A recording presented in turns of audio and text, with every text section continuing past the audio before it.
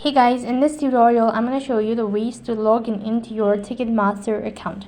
In order to log in into your Ticketmaster account or Ticketmaster UK account, you'll have to make sure that you have already registered your account.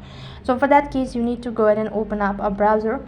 On the web address bar, type in ticketmaster.co.uk, and here you'll need to press the profile icon from the top right hand side corner.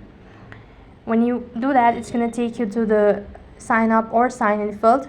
So for that, to sign in into your account, go ahead and enter in your credential. That could be your email address or your password. When you do that, click the sign in button and then you'll be logged into your account. If you're unable to log in into your account because of your incorrect password or any sort of information, then you could go and tap on forgot password and enter in your email address. Then it's going to send you a link in order to reset your password, and that's basically how you can reset your password and log in into your account at the same time.